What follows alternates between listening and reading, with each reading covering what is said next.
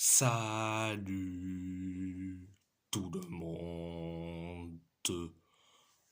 On va en parler sur les avant-matchs pour l'Europa League.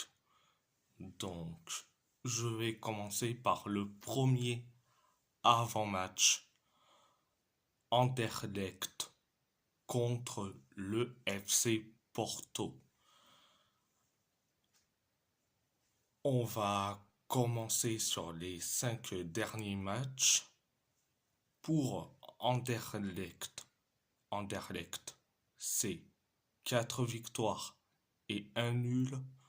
Pour le FC Porto, Porto, c'est 2 victoires et 3 défaites. On va parler du côté historique entre ces deux équipes. Le 1er mars 1978, le FC Porto a gagné face à Anderlecht 1-0 au match aller des quarts de finale de la Coupe des Coupes. Le 15, le 15 mars 1978, le FC Porto a perdu face à Anderlecht 3-0 au match retour des quarts de finale de la Coupe des Coupes. Le 20 octobre 1982, le FC Porto a perdu face à Anderlecht 4-0 au match aller des 16e de finale de la Coupe de l'UEFA. C'était au match aller. Le 3 novembre 1982, le FC Porto a gagné face à Anderlecht 3-2 au match retour des 16e de finale de la Coupe de l'UEFA. Le 2 mars 1994, le FC Porto a perdu face à Anderlecht 1-0 au match aller du groupe B de la Ligue des Champions. Le 16 mars 1994, le FC Porto a gagné face à Anderlecht 2-0 au match retour du groupe B de la Ligue des Champions.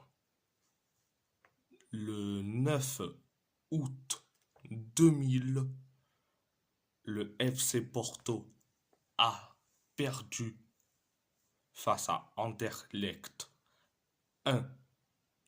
1-0 au match aller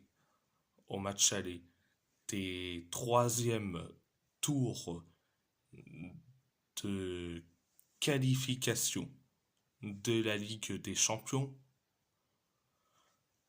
Le 23 août 2000, le FC Porto a fait un match nul face à Anderlecht 0-0 au match retour des 3e tours de qualification de la Ligue des Champions. En tout, il y a eu 8 matchs entre ces deux équipes, 3 victoires pour le FC Porto un nul et 4 victoires pour Anderlecht.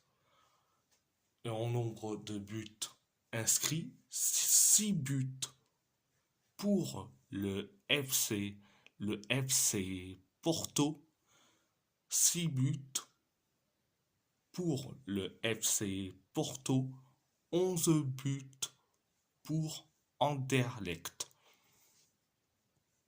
Passons à ma compo pour le FC Porto. Au poste de gardien de but, je mets Diogo Costa. Au poste de latéral gauche, Francisco Moura. Au poste de défenseur central, Thiago Diallo, The Pedro. Au poste de latéral droit, Martin Fernandes. Au poste de milieu de terrain, Marco Grujic, Nico Gonzalez. Au poste d'ailier gauche, Galeno. Au poste de milieu offensif, Rodrigo Mora. Au poste d'ailier droit, Pepe Aquino. Au poste d'avant-centre, Samu Omorodion ou Samu Agueoa si vous voulez. Donc, à part ça, c'est tout. Deuxième avant-match. Le deuxième avant-match. Athletic Bilbao contre Helsborg. Sur les 5 derniers matchs pour l'Athletic Bilbao, c'est 2 victoires et 3 nuls. Pour Helsborg, c'est 3 victoires et 2 nuls. Parlons de l'adversaire, Helsborg. Ils sont 7e du championnat suédois avec 45 points. Donc, ils sont 7e du championnat suédois sur l'année civile. Donc, passons au staff d'Helsborg. Donc, le coach, c'est Oscar Hilgemark. Le directeur sportif, c'est Mathias Svensson. Le président, c'est Sun Hundekvist. Donc, voici le staff du côté de Helsborg. Ma composition pour l'Athletic Bilbao au poste de gardien de but. Je mets Julen Aguirrezabala. Au poste de latéral gauche, Adama Boiro. Au poste de défenseur central, Dani Vivian, Aitor Paredes. Au poste de latéral droit, Oscar de Marcos. Au poste de milieu de terrain, Mikel Vesga, Beñat Prados. Au poste d'ailier gauche, Nico Williams. Au poste de milieu offensif, Oyan Sanset. Au poste d'ailier droit, Iñaki Williams. Au poste d'avant-centre, Gorka Guruzeta. Donc, à part ça, c'est tout. Troisième avant-match, AZ Alkmaar contre Galatasaray. Galatasaray. Sur les 5 derniers matchs, pour l'AZ Alkmaar, c'est 2 victoires, 1 nul et 2 défaites. Pour Galatasaray, c'est 5 victoires. On va parler de l'adversaire, l'AZ Alkmaar. Ils sont 6e de l'Eredivisie avec 20 points. 20 points. Donc, on va parler de leur mercato estival de l'AZ Alkmaar. Alors, au niveau des départs, ils ont vendu un maximum de joueurs. Vangelis Pavlidis vers Benfica, Yukinari Sugawara vers Southampton, Chance Odegaard vers Bologne, Peter Vindal vers le Sparta Prague, Kenzo Gudmundsson vers Derby County, Myron van Brederode vers le Fortuna Düsseldorf en prêt.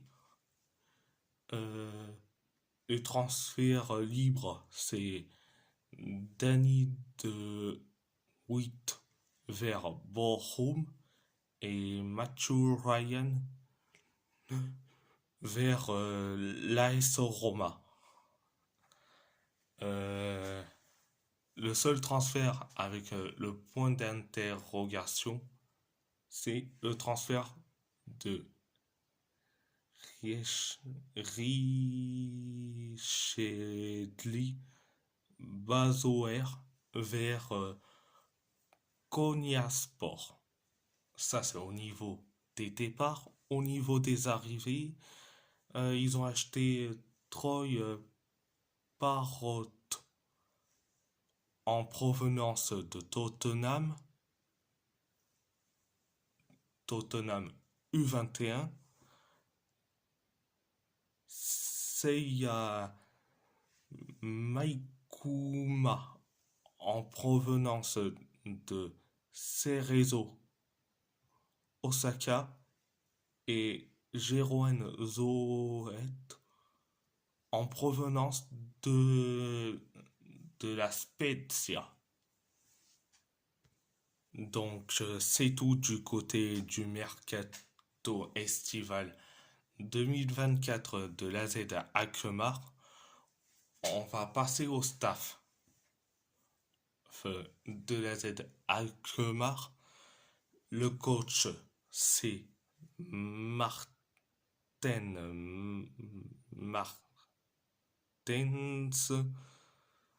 Le directeur technique, c'est Max Wibert. Et le président, c'est René Nelissen. Donc, je vais passer à ma compo pour Galatasaray. Au poste de gardien de but, je mets Fernando Muslera. Au poste d'ailier gauche, Elias Gelert. Au poste de défenseur central, Abdulkerim Bardach, Davinson Sanchez.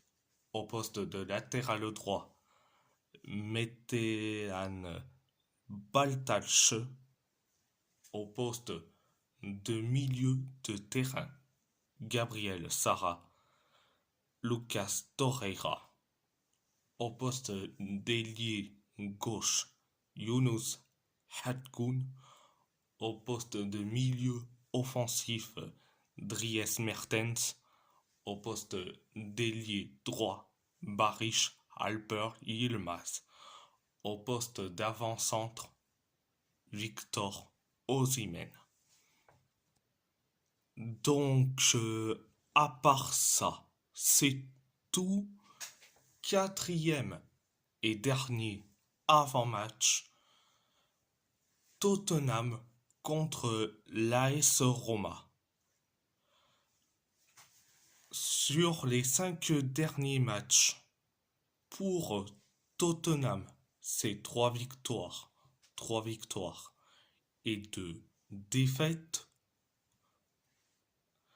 Pour l'AS Roma, c'est 1 victoire, 1 nul et 3 défaites. On va parler de l'adversaire Tottenham. Ils sont 6e de Première Ligue avec 19 points. Donc, c'est un très bon saison du côté de Tottenham. Donc, on va passer au staff. Donc, le coach, c'est Ange Postecoglou. Le directeur des sports, c'est Scott Moon. Et le président, c'est Daniel Levy. Donc, on va passer à ma compo pour l'AS Roma. Au poste de gardien de but, je mets Maïs Villar. Au poste de latéral gauche, Angelino. Au poste de défenseur central, Evan Ndika, Gianluca Mancini. Au poste de latéral droit, Zeki Çelik. Au poste de milieu gauche, Stéphane El Shaarawy. Au poste de milieu central, Brian Cristante, Manu Koné. Au poste de milieu droit, Mathias Soulé. Au poste de milieu offensif ou deuxième attaquant, Lorenzo Pellegrini. Et au poste d'avant-centre, Artem Dovbyk. Donc, à part ça, c'est tout. Et si la vidéo vous plaît, abonnez-vous à ma chaîne YouTube, likez, commentez si vous avez envie ou pas, c'est votre choix. À part ça, je vous laisse et merci beaucoup.